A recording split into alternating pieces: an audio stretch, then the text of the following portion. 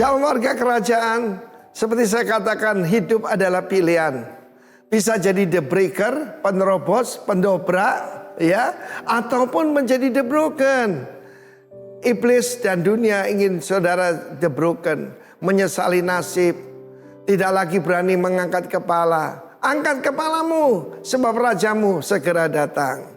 Dan tentang contoh the breaker ini ada seseorang yang sangat menginspirasi hidup saya. Beliau adalah seorang hamba Tuhan, seorang pendeta Yahya Daniel Dharma. John Lee Cheng Chuan dari Manado, saudara. Sejak dia lahir tahun 1911, dia karirnya apa? Kuli pelabuhan.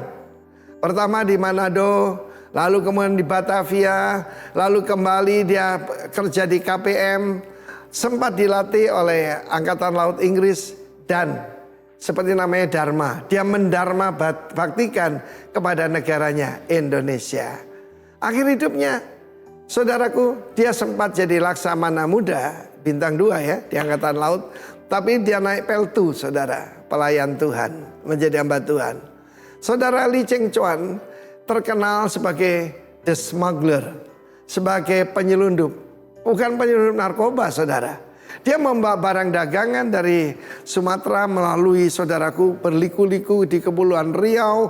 Dan ketika aman dia menyeberang, yaitu ke Malaya. Dulu Malaya ya, Malaysia, Singapura. Dan kemudian ke Thailand, di mana dia menjual karet ataupun rempah-rempah yang dari Sumatera. Dan kemudian dia membeli senjata di pasar gelap tentu saja. Dan dia bawa kembali. Waktu itu TNI tidak punya banyak senjata. Dan Bapak John Lee ini, saudaraku, sangat berjasa. Bahkan dia, saudaraku, yang membawa senjata kembali. Kan janji Tuhan, the breaker akan keluar dan memasuki pintu-pintu gerbang. Dan melewatinya. Karena apa? Rajanya jalan di depan. So lihat apa yang dia pegang itu? The Bible. Bahkan majalah Life menulis tentang kehidupannya yang luar biasa. Judulnya The Bible and the Gun. Bagaimana dia mendapatkan senjata untuk tentara Indonesia. Dan selain daripada itu, saudaraku, dia seorang yang sangat pemberani. Karena apa? Orang benar tuh berani seperti singa muda. Pernah satu kali dia sudah tinggal begini, tinggal angkat tangan. Posisi saya ini adalah huruf He, huruf kelima Ibrani pada zaman dulu. Ada orang angkat tangan, apa ini? Menyembah Tuhan. Ya, kita akan masuk, saudara, pada waktu ini kita akan sudah masuk Yom Kippur. Itu waktu untuk tesyufa. Tesyufa itu bertobat. Tefillah, berdoa. Dan sedekah, menjadi righteous. Nah, saudara yang kasih, cerita waktu dia jadi kuli pelabuhan di Manado. Dia itu dari dulu tertarik untuk naik ke kapal perang. Saudara harus punya vision dalam hidup ini. Oh, saya cuma kuli pelabuhan, I'm the broken one. No. Dan ketika dia ditolak naik masuk kapal itu karena dianggap inlander lah, bumi putra begitu. Dan ketika kapal perang itu menjauhi pelabuhan, dia berenang ke arahnya dan dia berteriak, one day, satu hari saya jadi kapten kapal seperti kapal perang ini. Dan benar, pada akhir hidupnya Bapak SBY, Bapak Susilo Bambang Yudhoyono, yaitu presiden yang ke-6 daripada kita, memberikan penghargaan kepada beliau. Cukup terlambat ya. Mestinya kan zaman Pak Karno ya. Saudaraku, tetapi ada sebuah kapal korvet, yaitu kapal untuk perang ya, tempur, diberi nama kapal John Lee. Seorang Kristen dan Tionghoa, double minority, bisa menembus batas. Jadilah penembus batas. Jangan menjadi victim, tapi jadi victor. God bless you. Amin. Shalom warga kerajaan semua. Ya, salam, saya pertama-tama ingin menyampaikan bahwa Bapak Gembala sedang melayani di Tumpang ya, di Oma Herlina. Kemudian Bapak Penatua juga sedang melayani di GPI WTC ya. Oke, baik. Bersyukur ya pada saat pagi hari ini kita tetap bisa berkumpul bersama-sama ya, seberapa yang ada. Tadi saya mendengar di waktu di bawah Bu Lipi dan Bu Tin ngomong-ngomong kayaknya pada nonton pelantikan presiden ya. Hari ini pelantikan presiden Pak Prabowo dan Pak Gibran. Oke, tema kita pada bulan ini adalah living as change agent ya. Artinya apa? Hidup sebagai agen perubahan. Dan kalau kita mau jujur ya, hidup sebagai agen perubahan itu tidaklah mudah. Ya. Mengapa? Karena kita sekarang ini hidup di tengah-tengah broken world ya. Apa itu broken world? Dunia yang sudah rusak. Coba ya kalau misalnya kita itu melihat dan mendengar berita, baik itu melalui televisi, baik itu melalui media sosial, saya ingin bertanya, semakin hari berita yang ada itu semakin baik atau semakin buruk warga kerajaan? Semakin baik atau semakin buruk? Semakin buruk ya. Nah, pada kesempatan ini saya coba mengambil beberapa contoh berita yang sekiranya dapat menunjukkan bahwa kondisi dunia ini semakin buruk ya, semakin jahat. Yang pertama contohnya, ada seorang ayah itu membunuh anak kandungnya sendiri di daerah Maros ya, Sulawesi Selatan kalau nggak salah. Hanya perkara apa? Hanya perkara motor rusak. Ya, perkara motor rusak, seorang ayah membunuh anaknya sendiri. Dan uniknya sebenarnya anaknya ini tidak sengaja merusakkan motor tersebut, tidak sengaja motor tersebut jatuh. Selanjutnya berita yang sudah sempat kita dengar di awal bulan kemarin ya, seorang wanita muda ya usia masih 23 tahun itu membegal sopir taksi online. Ya jarang ya saya dengar kayak gini. Biasanya biasanya sopir taksi yang membegal, apalagi ini cewek muda. Supaya apa? Supaya dia bisa berlibur dan sekaligus bekerja di Aussie. Ya. Kemudian yang lebih miris lagi, 4 anak di bawah umur itu memperkosa dan membunuh siswi SMP di Palembang. Mengapa? Karena sering terpapar konten pornografi. Bayangkan ya, di bawah umur. Dan berita yang sempat heboh juga ya, ini kalau tadi yang orang di luar Tuhan. Ini pendeta di Surabaya melakukan KADRT terhadap istrinya, kita sudah tahu beritanya dan viral. Dan tidak lupa, berita yang akhir-akhir ini cukup sering kita dengar yakni kasus bunuh diri, terutama pada generasi Z ya, Gen Z. Dan perlu kita ketahui bahwa kasus bunuh diri secara general di Indonesia itu terus meningkat dari waktu ke waktu. Kalau warga kerajaan lihat di tahun 2019, sekitar 5 tahun yang lalu, itu masih sekitar 230. Dan kalau kita melihat di tahun 2023 sudah 1.200 lebih. Meningkatnya itu bukan cuma 2 kali ya, 5-6 kali lipat. Ya, seharusnya kita concern dengan hal tersebut. Kalau kita mau membuka mata dan telinga kita lebar-lebar, maka kita bisa melihat Pak dan mendengar bahwa dunia kita ini sedang tidak baik-baik saja. Dan memang Alkitab sudah mencatatnya warga kerajaan. Surat 2 Timotius 3 ayat 1 hingga 5 menuliskan, ketahuilah bahwa pada hari-hari terakhir akan datang masa yang sukar. Manusia akan mencintai dirinya sendiri, menjadi hamba uang, mereka akan membual, menyombongkan diri, menjadi pemfitnah, berontak terhadap orang tua, tidak tahu berterima kasih, tidak mempedulikan agama, tidak tahu mengasihi, tidak mau berdamai, suka menjelekkan orang, tidak dapat mengekang diri, garang, tidak suka yang baik, suka mengkhianat, tidak berpikir panjang, berlagak tahu, lebih menuruti hawa nafsu daripada menuruti Allah. Secara lahiriah mereka menjalankan ibadah mereka, tetapi pada hakikatnya mereka memungkiri kekuatannya. Jauhilah mereka itu. Cukup panjang warga kerajaan daftarnya ya. Ayat-ayat tersebut mencatat bahwa pada hari-hari terakhir orang-orang itu akan menjadi semakin jahat.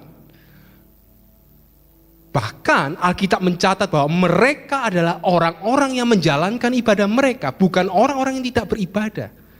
Mereka menjalankan ibadah mereka, namun ibadah mereka hanya merupakan pertunjukan belaka yang tidak membawa dampak apa-apa di dalam kehidupan mereka. Pertanyaannya, kok bisa hal tersebut terjadi? Ya, kok bisa ya orang-orang itu semakin hari semakin jahat? Injil Matius 24 ayat 12 menuliskan, dan karena makin bertambahnya kedurhakaan, maka kasih kebanyakan orang akan menjadi dingin. Melalui ayat tersebut, kita bisa tahu bahwa banyak orang bisa menjadi semakin jahat. Itu karena adanya sebuah situasi yang membentuk sebuah siklus atau lingkaran setan. Ya, di mana di dalam lingkaran setan ini, ketika kedurhakaan itu bertambah, maka kasih menjadi dingin. Dan sebaliknya, ketika kasih itu menjadi dingin, maka kedurhakaan akan bertambah. Kedurhakaan itu bahasa aslinya adalah anomia, Bapak Ibu ya. Anomia. A itu tidak ada, tiada. Nomia itu nomos, hukum. Ketiadaan hukum. Lawlessness.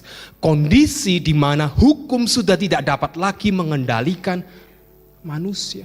Manusia bertindak sesuka hatinya, manusia bertindak mengikuti hawa nafsunya. Ya, sama seperti berita-berita yang kita dengar tadi. Zaman sekarang itu orang makin tidak takut hukum ya. Saya sering melihat sekali lampu merah, ini ya tetap jalan aja. Saya berhenti di traffic light ya, baru dari merah berubah jadi hijau. Tinin, pernah ya mengalami hal tersebut ya. Jadi orang-orang ini rasanya sudah mengabaikan hukum. Dan perlu kita tahu bahwa lingkaran setan ini lama-kelamaan akan terus berkembang, semakin hari semakin besar. Dengan cara apa? Memakan korban-korban yang ada di sekitarnya. Sebagai contoh, seorang suami KDRT dengan istrinya, terhadap istrinya. Maka tanpa disadari sebenarnya yang menjadi korban bukan hanya istrinya saja, melainkan juga anaknya. Dan apabila anak tersebut tidak mengalami pemulihan diri, maka akan ada kemungkinan suatu saat anak tersebut juga akan melakukan hal yang sama seperti ayahnya, melakukan KDRT. Dengan demikian lingkaran setan ini semakin lama akan semakin besar. Oleh karena itu tidaklah mudah bagi kita orang percaya untuk bisa menjadi agen perubahan di tengah-tengah dunia ini. Oleh karena itu apabila kita mau hidup sebagai agen perubahan, change agent di tengah-tengah dunia yang sedang tidak baik-baik saja, di tengah-tengah orang-orang yang bisa saya katakan semakin hari itu semakin berani dan semakin jahat, maka tidak ada cara lain selain kita harus penuh oleh kasih Allah. Ya, saya sangat bersyukur sekali lagu tadi yang dinyanyikan, berikanku hati seperti hatimu, ya. Kita perlu yang namanya kasih Allah, di mana penuh oleh kasih Allah ini adalah lawan dari kasih yang menjadi dingin. Ya, kita tahu tadi bahwa kasih yang menjadi dingin itu yang menyebabkan banyak kedurhakaan, banyak kejahatan di muka bumi. Ingat, penuh oleh kasih Allah ya, bukan kasih menurut perspektif kita. Karena perhatikan sering kali terjadi miskonsepsi berkaitan dengan kasih. Bagi sebagian orang kasih itu mungkin diidentikan dengan murah hati ya, suka memberi, suka mentraktir, suka mengajak jalan-jalan. Tetapi ketika mereka disakiti, mereka tidak dapat mengampuni. Kemudian ada juga yang mengidentikan kasih itu dengan murah senyum kepada orang-orang ya, suka membantu orang-orang di luar. Tetapi ketika di rumah perangainya begitu buruk ya, suka marah-marah, bahkan melakukan KDRT sama seperti pendeta tadi. Pertanyaannya, apakah orang-orang yang demikian sudah benar-benar penuh oleh kasih Allah? Jawabannya tidak. Yang namanya kasih Allah itu sifatnya utuh, menyeluruh dan bergerak secara inside out, dari dalam keluar. Bukan hanya di permukaan saja. Kita tidak bisa mengambil satu bagian dari kasih yang kita sukai, lalu menganggap bahwa diri kita sudah memiliki kasih. Ya, tidak bisa, kita cuma mengambil satu saja. Mungkin murah hati atau apa, kemudian kita menganggap bahwa kita sudah punya kasih. Kita mungkin sudah sering membaca surat 1 Korintus pasal yang ke-13, ayat 4 hingga 7 tentang kasih. Dikatakan bahwa kasih itu sabar, murah hati, tidak cemburu, tidak memegahkan diri, tidak sombong. tidak melakukan yang tidak sopan, tidak mencari keuntungan diri sendiri, tidak pemarah, tidak menyimpan kesalahan orang lain, tidak bersukacita karena ketidakadilan, bersukacita karena kebenaran, menutupi segala sesuatu, percaya segala sesuatu, mengharapkan segala sesuatu, sabar menanggung segala sesuatu. Ayat-ayat ini menunjukkan gambaran kasih sejati yang utuh dan menyeluruh. Ya. Sekali lagi ingat ya bahwa kita tidak bisa mengambil satu bagian dari kasih yang kita sukai lalu kita mengklaim bahwa kita adalah pribadi yang memiliki kasih. Kita perlu hati-hati. Ya, kita perlu hati-hati karena kita kadang terlalu sombong. Ya, sebagai contoh mungkin kita ambil bagian yang murah hati. Ya, kita merasa saya suka murah hati. Saya ambil bagian yang murah hati, tetapi saya sombong. Atau mungkin saya nggak suka deh murah hati, saya sukanya sombong. Saya ambil bagian yang sombong, tetapi saya suka marah-marah. Digarai dikit-dikit ngamuk, ya, bawaannya marah. Atau mungkin oke lah, saya nggak suka yang itu. Saya maunya saya sabar. Saya ambil bagian yang tidak pemarah, tetapi saya suka mengumbar kejelekan orang lain. Ya, saya suka mengata-ngatai orang, saya suka asumsi terhadap orang lain. Saya sabar memang. Tetapi saya suka mengumbar kejelekan orang lain. Apakah hal tersebut bisa disebut sebagai kasih? Mohon maaf, tidak bisa. Ya. Kita bisa mempraktekkan kasih dalam 1 Korintus 13 secara utuh dan menyeluruh hanya jikalau kita penuh oleh kasih Allah. Ya. Walaupun memang kita tidak sempurna, tapi paling tidak kalau kita penuh oleh kasih Allah, kita akan dimampukan untuk dapat mempraktekkan kasih secara utuh dan menyeluruh. Amin. Oke, oleh karena itu pada saat pagi hari ini kita akan bersama-sama belajar bagaimana caranya agar kita bisa penuh oleh kasih Allah, ya, sehingga kita semua di tempat ini dapat hidup sebagai agen perubahan di dunia ini. Baik, yang pertama, agar kita bisa penuh oleh kasih Allah, kita perlu sadar akan kasih Allah. Penting bagi kita untuk selalu mengingat bahwa dulunya kita itu adalah manusia yang berdosa. Ya, kita bisa diampuni dan kemudian selamat dari kebinasaan hanya karena pengampunan daripada Allah. Hanya murni karena kasih Allah. Bukan karena usaha ataupun perbuatan kita. Yohanes 3:16 dengan jelas menuliskan, karena begitu besar kasih Allah akan dunia ini sehingga ia mengaruniakan anaknya yang tunggal. Siapa Bapak Ibu? Yesus, supaya setiap orang yang percaya kepadanya tidak binasa melainkan beroleh hidup yang kekal. Ya, ada sebuah lagu yang mungkin warga kerajaan ingat ya. Kasih Allahku sungguh telah terbukti ketika Dia serahkan anaknya. Kasih Allah mau berkorban bagi kau dan aku. Tak ada kasih seperti kasih-Mu. Ya, dan bersyukur dan seterusnya. Inilah yang membedakan kekristenan dengan agama-agama lainnya. Kita bisa selamat bukan karena perbuatan kita, bukan karena kehebatan kita, melainkan hanya karena kasih karunia Allah. Maximilian Kolbe, ya. Beliau ini adalah seorang pastor. Pastor itu apa? Imamnya Katolik. Ya, seorang pastor Polandia yang dipenjara di kamp konsentrasi Auschwitz, ya. Kalau Bapak Ibu ingat Holocaust, Jerman itu punya kamp konsentrasi namanya Auschwitz pada saat Perang Dunia II. Dan pada suatu hari di kamp tersebut ada seorang tahanan yang melarikan diri, ya, melarikan diri. Dan kemudian untuk memberikan pelajaran kepada para tahanan lainnya, komandan SS Nazi yang memegang komando kamp konsentrasi tersebut memilih 10 orang tahanan untuk apa? Untuk dihukum mati. Dengan cara apa? Dikurung di ruangan bawah tanah, tidak diberi makanan ataupun minuman. 10 orang. Dan salah satu dari tahanan yang terpilih itu adalah namanya Franciszek Gajowniczek, ya, sulit namanya memang. Dan ketika Franciszek ini terpilih, ia menangis serta memohon agar tidak dihukum mati. Mengapa? Karena ia punya istri dan anak. melihat Gajoniscek ini menangis begitu menjadi-jadi, maka Pastor Maximilian Kolbe ini maju dengan sukarela untuk menggantikan Gajoniscek. Dia tidak terpilih, tetapi dia maju dengan sukarela untuk menggantikan posisi Gajoniscek. Dan akhirnya Pastor Kolbe dikurung bersama dengan tahanan lainnya di ruang bawah tanah.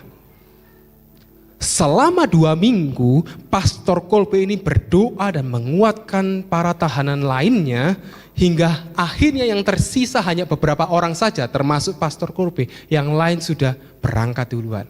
Yang namanya tidak diberi makanan atau minuman 2 minggu, ya.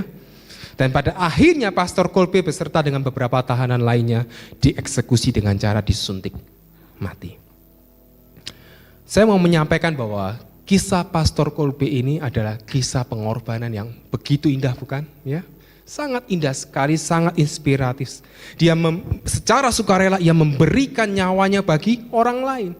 Namun demikian, saya ingin menyampaikan bahwa pengorbanan yang dilakukan oleh Pastor Kolbe tidak akan pernah bisa dibandingkan dengan apa yang telah dilakukan oleh Yesus 2000 tahun lalu di atas kayu salib untuk menebus dosa-dosa umat manusia. Dosa saya, dosa warga kerajaan sekalian ikut disalibkan bersama dengan Kristus 2000 tahun yang lalu. Dan sekali lagi bukan karena usaha kita, bukan karena pekerjaan kita, melainkan karena kasih karunia Allah. Dengan demikian, satu pertanyaan yang wajib kita lontarkan kepada diri kita sendiri. Apa yang mau kita banggakan? Ya. Apa yang mau kita banggakan? Apa yang mau kita sombongkan? Kalau kita sadar akan kasih Allah, ya, seharusnya kita tidak akan pernah mau menjadi sombong atau merasa diri paling benar. Tidak akan. Kalau kita sadar akan kasih Allah. Kenapa? Karena kita tahu bahwa kita bisa ada sebagaimana kita ada hingga saat ini semata-mata karena kasih karunia Allah. Ya, ingat bahwa yang namanya kasih karunia Allah itu lawannya adalah kebenaran diri sendiri. Dan hal yang tidak kalah penting adalah ketika kita sudah menerima kasih karunia Allah, termasuk di dalamnya ada pengampunan Allah, jangan sampai kita lupa untuk menyalurkannya kepada orang-orang di sekitar kita, ya, kepada orang-orang lain. Yesus mengajarkan hal tersebut di dalam Matius 18 ayat 23 hingga 35 melalui sebuah perumpamaan tentang pengampunan seorang raja, ya. Apakah ada yang masih ingat kisah ini? Jadi ada seorang raja yang menghapuskan hutang seorang hambanya yang bernilai berapa? 10.000 talenta, ya. Jadi ada seorang raja yang menghapuskan berhutang 10.000 talenta, hamba tersebut memohon dihapuskan. Warga kerajaan harus tahu 10.000 talenta itu adalah upah 60 juta hari bekerja. Ya, bukan upah 60 hari bekerja loh ya, upah 60 juta hari bekerja. Kalau bekerja non-stop itu 164 tahun. Artinya itu adalah hutang yang tidak akan pernah bisa dibayarkan seumur hidup. Namun demikian, ketika hamba tersebut hutangnya sudah dibebaskan, dia bertemu dengan temannya seorang hamba lain yang berhutang 100 dinar. 100 dinar adalah upah 100 hari bekerja, ya. Bandingkan yang satu upah 164 tahun bekerja, yang satu upah 100 hari bekerja. Tetapi hamba yang pertama itu tidak mau menghapuskan hutang temannya, ya. Ketika sang raja mendengar hal itu, maka sang raja memanggil hamba yang pertama, lalu menghukumnya karena hamba tersebut tidak bisa menunjukkan belas kasihan kepada temannya, layaknya belas kasihan yang diterima dari sang raja. Bapak Ibu yang saya kasih, bukankah kita juga sering kali bertindak seperti hamba yang pertama? Ya, kadang kita lupa siapa kita dulu, ya. Kita lupa seberapa besar hutang dosa kita. Dan dengan mudah kita merasa bahwa diri kita lah yang paling benar, ya.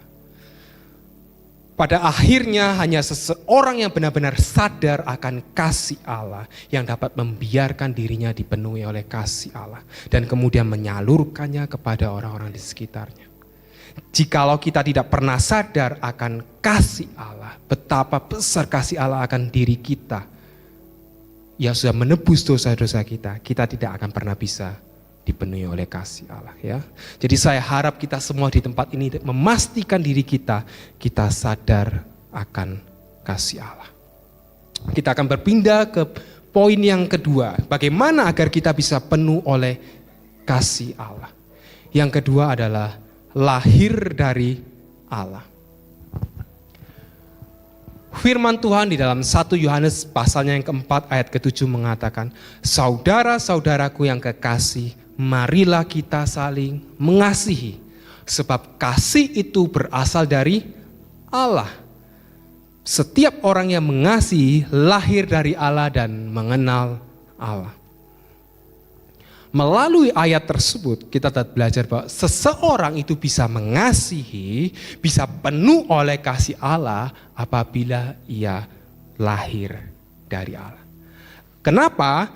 Karena Allah adalah pribadi kasih itu sendiri. Dan seseorang yang lahir dari Allah tentu membawa yang namanya DNA kasih Allah. Ya, namanya seorang anak itu pasti membawa DNA orang tuanya, ya. Hingga saat ini tes DNA ya tes yang paling akurat untuk menentukan apakah seseorang itu misalnya apakah si B itu anaknya si A, ya. Jadi kalau kita lahir dari Allah, otomatis DNA kita adalah DNA Allah. Di mana Allah adalah pribadi kasih, otomatis DNA kita pun juga kasih. Dan bicara lahir dari Allah itu sebenarnya adalah sebuah proses kelahiran baru yang dialami oleh seseorang ketika ia percaya kepada Yesus sebagai Tuhan dan Juru Selamat serta mengalami pembaharuan yang dikerjakan oleh Roh Kudus. Ya, kita dapat melihatnya di dalam Yohanes 1 ayat 12-13 dan Titus 3 ayat 5. Dikatakan di dalam Yohanes, tetapi semua orang yang menerimanya diberinya kuasa supaya menjadi anak-anak Allah, yaitu mereka yang percaya dalam namanya, nama Yesus Kristus. Orang-orang yang diperanakan bukan dari darah atau dari daging, bukan pula secara jasmani oleh keinginan seorang laki-laki, melainkan dari Allah. Ya, yang percaya kepada Yesus diperanakan dari Allah, lahir dari Allah.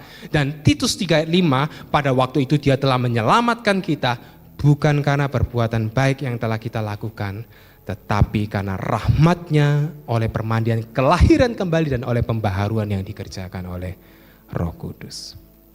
Seseorang yang lahir dari Allah akan mengalami pembaharuan yang membuatnya menjadi ciptaan yang baru di dalam Kristus.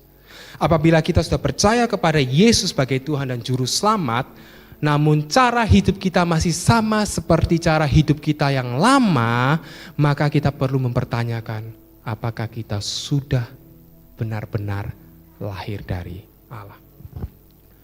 Ini adalah foto dari seorang pria namanya Nicky Cruz, ya, mungkin warga kerajaan sudah pernah mendengar kisahnya. Beliau adalah seorang Puerto Rico yang dibesarkan di lingkungan yang begitu keras, ya, syarat akan kriminalitas. Nah, suatu hari Nicky Cruz ini pindah ke New York dan ia bergabung dengan sebuah geng, ya, sebuah geng.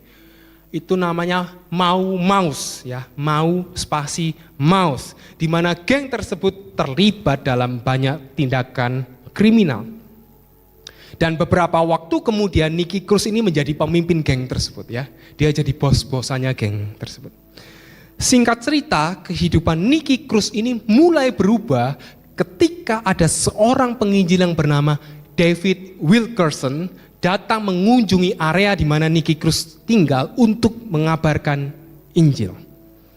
Kemudian David Wilkerson itu bertemu dengan Nicky Cruz ini dan mengatakan kepada Nicky Cruz, Yesus mengasihimu. Awalnya Nicky Cruz marah, menolak, bahkan menampar David Wilkerson, ya, ditampar.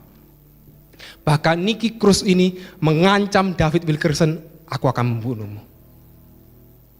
Respon David Wilkerson mengatakan, meskipun engkau memotong saya menjadi ribuan bagian, setiap potongan itu akan tetap mengasihimu. Bayangkan ya warga kerajaan. Secara perlahan tapi pasti, kasih yang ditunjukkan oleh David Wilkerson kepada Nicky Cruz tersebut mulai mengisi kekosongan yang ada di dalam hati Nicky Cruz. Ya, ingat bahwa seseorang menjadi jahat karena ketiadaan kasih, karena kasih yang menjadi dingin. Ya, tetapi ketika kasih itu dikeluarkan, kita mengeluarkan kasih dan mengisi ruang-ruang kosong di hati-hati orang di sekitar kita, maka akan ada perubahan. Akhirnya Nicky Cruz ini bertobat dan percaya kepada Tuhan Yesus Kristus. Ia mengalami pembaharuan dan setelah ia bertobat, ia sudah tidak lagi menjadi pemimpin geng Mau Mas ya. Dia meninggalkan kehidupan lamanya dan ia menjadi seorang penginjil ya. Pemimpin geng menjadi penginjil ya. Jadi gengnya Kristus. Ia membagikan kisah hidupnya melalui buku yang berjudul Run Baby Run. Dan ia mendirikan sebuah organisasi bernama Nicky Cruz Outreach yang merupakan organisasi penginjilan yang membantu para remaja yang terlibat di dalam lingkaran kriminalitas. Kisah Nicky Cruz ini menunjukkan bahwa seseorang yang lahir dari Allah akan menjadi ciptaan baru yang meninggalkan kehidupan yang lama dan selangkah lagi lebih dekat dengan kepenuhan kasih Allah sehingga ia bisa menjadi agen perubahan di dunia ya. Jadi pastikan sekali lagi kita sudah benar-benar lahir dari Allah ya. Jangan sampai cara hidup kita masih sama ya dengan cara hidup kita lama, kita masih hidup berdampingan dengan dosa. Dan yang terakhir, ketiga, agar kita bisa penuh dengan kasih Allah, maka kita perlu terhubung dengan Allah. Saya rasa kita semua di tempat ini pasti punya smartphone bukan ya? Pasti punyalah. Saya ingin bertanya, bagaimana caranya agar daya pada smartphone tersebut dapat selalu terisi penuh? Gimana? Di-charge ya. Daya pada smartphone tersebut dapat selalu terisi penuh ketika smartphone tersebut tersambung dengan sumber listrik ya, di-charge. Begitu juga dengan kita. Apabila kita ingin agar kita selalu penuh oleh kasih Allah, daya kasih kita selalu penuh, tidak ada cara lain selain kita terhubung dengan sumber kasih tersebut, yaitu Allah Bapa di surga. Dan sama seperti sebuah smartphone yang membutuhkan charger untuk bisa menempel kepada sumber listrik, kita pun juga membutuhkan media untuk dapat selalu terhubung dengan Allah Bapa di surga. Ya, kan smartphone ditempelkan di stop kontak gitu aja nggak bisa ya, butuh charger, baik itu pakai kabel ataupun wireless. Pun kita juga sama. Kita perlu media untuk bisa terhubung dengan Allah. Pertanyaannya medianya apa? Bersyukur karena Allah kita adalah Allah yang penuh kasih. Perhatikan, maka media yang ia gunakan untuk menghubungkan kita dengan pribadinya adalah pribadinya sendiri. Yakni Allah Anak dan Allah Roh Kudus. Di mana Allah Bapa, Allah Anak dan Allah Roh Kudus adalah kesatuan yang esa di dalam Trinitas. Ya, saya ulang lagi. Bersyukur Allah kita adalah Allah yang penuh kasih. Sehingga media yang ia gunakan untuk menghubungkan kita dengan pribadinya, itu adalah pribadinya sendiri. Ya. Siapa? Allah Anak dan Allah Roh Kudus. Di mana Allah Bapa, Allah Anak, Allah Roh Kudus itu adalah kesatuan yang esa di dalam Trinitas. Allah Anak, siapakah Allah Anak? Allah Anak adalah Sang Firman, Yesus Kristus yang sudah mati untuk dosa-dosa kita, yang bisa kita jumpai setiap saat melalui pembacaan dan perenungan akan firman Tuhan. Bukankah di dalam Alkitab kita bisa melihat bagaimana kehidupan Yesus? Kemudian Allah Roh Kudus adalah pribadi Roh Kudus yang dikirimkan oleh Allah Bapa kepada kita anak-anaknya sebagai seorang penolong dan penghibur. Dan Allah Anak dan Allah Roh Kudus ini bekerja secara sinergis di dalam kehidupan kita dan membantu kita untuk dapat selalu terhubung dengan Allah Bapa di sorga. Hal tersebut dapat kita lihat di dalam Injil menurut Yohanes 14 ayatnya yang ke-16 dan 26. Di ayat 16 dikatakan, aku akan minta kepada Bapa dan ia akan memberikan kepadamu seorang penolong yang lain. Siapa penolong yang lain? Roh Kudus, supaya ia menyertai kamu selama-lamanya. Ayat 26, tetapi penghibur, siapa penghibur? Roh Kudus yang akan diutus oleh Bapa dalam namaku. Dialah yang akan mengajarkan segala sesuatu kepadamu dan akan mengingatkan kamu akan semua yang telah kukatakan kepadamu. Coba kita perhatikan kata-kata yang digaris bawahi. Semua yang telah kukatakan kepadamu. Semua yang telah Yesus katakan kepada kita. Artinya, yang diingatkan oleh Roh Kudus kepada kita, yang diajarkan oleh Roh Kudus kepada kita, tidak lain tidak bukan adalah apa yang telah dikatakan Yesus kepada kita melalui firman Tuhan. Kedua ayat ini menunjukkan bagaimana Sang Firman, Allah Anak, dan Allah Roh Kudus, pribadi Roh Kudus itu bekerja secara sinergis. Ya, menolong kita, menghibur kita, mengingatkan kita, mengajar kita untuk tetap berjalan sesuai dengan kehendak Allah Bapa di sorga. Dan apabila kita berjalan sesuai dengan kehendak Allah Bapa di sorga, otomatis dong kita akan terhubung dengan Allah Bapa di sorga. Karena kita menjalankan kehendaknya. Dan kalau seperti smartphone tadi, kalau kita terhubung dengan Allah Bapa di sorga, maka daya kasih kita pasti akan selalu terisi penuh. Oleh karena itu warga kerajaan saya berharap bahwa kita sebagai orang percaya jangan pernah meremehkan dua hal. Ya. Jangan pernah meremehkan dua hal ini. Yang pertama, jangan pernah meremehkan pembacaan dan perenungan akan firman Tuhan. Karena apa? Karena melalui firman Tuhan itu kita bisa mengenal siapakah Yesus. Bagaimana kehidupan Yesus, bagaimana kasih Yesus. Dan yang kedua, kita jangan meremehkan karya Roh Kudus di dalam kehidupan kita, ya. GPI itu termasuk sebenarnya di aliran Pentakosta, ya. Dan seharusnya kita adalah orang-orang yang percaya dengan pergerakan dan karya Roh Kudus, ya. Sehingga jangan sampai kita meremehkan karya Roh Kudus dalam kehidupan kita. Tetapi perlu kita ingat bahwa jangan sampai kita tahu isi firman Tuhan, tetapi kita tidak membiarkan diri kita dipimpin oleh Roh Kudus. Dan juga jangan sebaliknya, kita seolah-olah kita begitu mengandalkan Roh Kudus, tetapi kita tidak tahu isi firman Tuhan. Biarlah keduanya bekerja secara bersamaan, secara sinergis.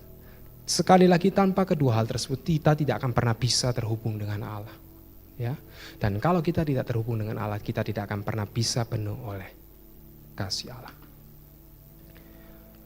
Kata kunci renungan pada saat pagi hari adalah sadar, lahir, dan terhubung.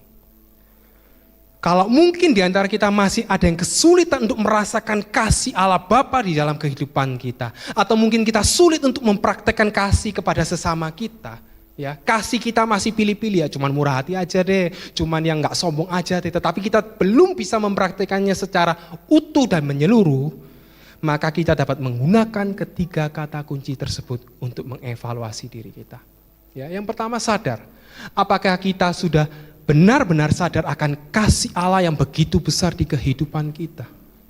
Apakah kita sadar bahwa Ia sudah mati untuk dosa-dosa kita? Lahir. Apakah kita sudah benar-benar lahir dari Allah, ya? Dengan cara apa? Dengan percaya kepada Yesus sebagai Tuhan dan Juru Selamat. Dan dibaharui oleh karya Roh Kudus. Atau mungkin hidup kita sekarang masih tidak ada bedanya dengan hidup lama kita. Dan yang terakhir, terhubung. Apakah kita sudah benar-benar terhubung dengan Allah melalui pribadi Sang Firman dan pribadi Sang Roh Kudus? Apakah hidup kita sudah dipimpin oleh firman Tuhan dan Roh Kudus, atau kita hidup sakar sendiri, ya? Jangan. Sekali lagi, kita dapat hidup sebagai agen perubahan di tengah-tengah dunia yang semakin jahat, di tengah-tengah orang-orang yang semakin jahat, hanya jikalau kita penuh oleh kasih Allah. Ya, sekali lagi, di luar kasih Allah kita tidak akan pernah bisa menjadi agen perubahan. Ya, saya undang petugas prekursisi sudah maju ke depan untuk